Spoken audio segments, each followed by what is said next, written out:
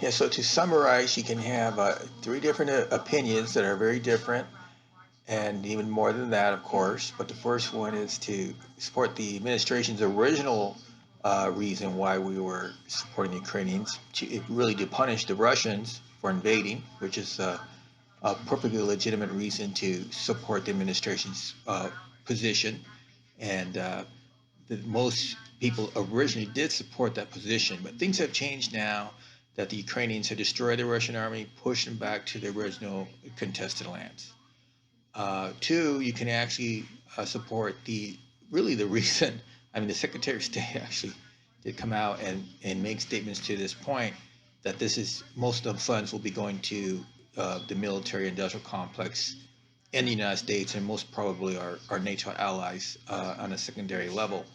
But nevertheless, that is actually a legitimate point of view, which I think is perfectly fine if you wanted to support that, and that's out there. And the third point of view you can really support is basically a ceasefire and to because we're not officially involved in the war. Um, we can also adopt the Ronald Reagan position of peace through strength by spending whatever funds we spend on our own military, United States Army, United States Navy, United States Air Force. But with that said, if Congress does approve this next, they say it's $61 billion in addition to, I believe it's another. Already we've given them $60 billion. That's over $120 billion. That's a lot of money. People here domestically, there's a lot of issues we have. A lot of people believe they could spend the money here on entirely different domestic programs, whatever they may be. And those are legitimate, options and points of views that you can have in a freedom of speech society that we are. And in fact, you can oppose a war. A lot of people do oppose the war. They oppose all wars. People do go out in the streets and protest the war, and these are all legitimate points of view that you can have about this Ukrainian-Russian war. Now, another reason why we can actually feel comfortable in supporting a ceasefire no matter what, and the Europeans have already pledged $52 billion to the Ukrainians for the over the next 3 years as as a group. The European Union has done that, and so Ukraine will not be left high dry in any way. They're going to have a lot of money coming in, and then also the uh, the French, the Germans, and the British have actually pledged in the last 2 weeks. I believe it's 4.1 billion, euros or pounds. The French have pledged 3 billion euros. The Germans have pledged 1 billion euros, and the British have pledged an additional, because the British have given a lot already, 100 million pounds. Now, that's a lot of money just for 2024 alone. So they have a lot of resources. And so this doom and gloom, about how if we don't help them, everything's going to fall apart. Not really. They got a lot of money coming in from the Europeans, and we've actually given them a lot of money already. And we've actually pledged to, in fact, help build their economy.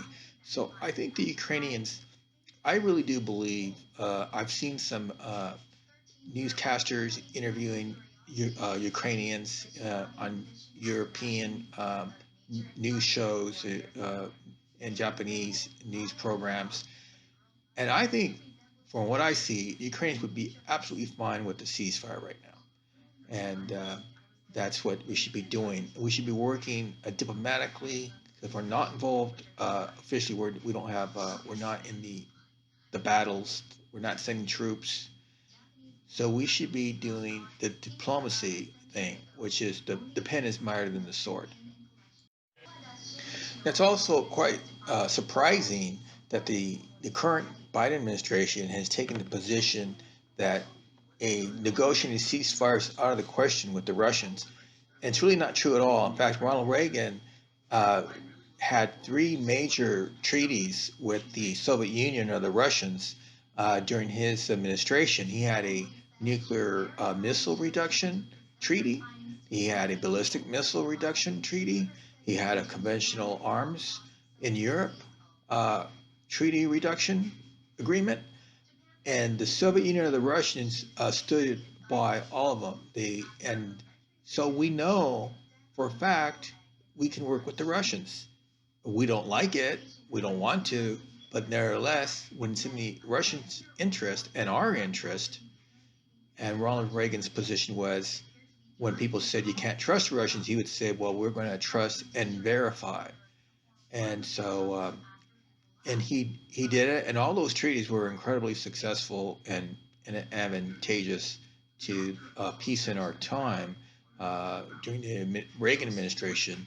And so it's just not true that we cannot find a common interest or where we can agree with some sort of ceasefire with the Russians directly. And that should also be something that we should consider.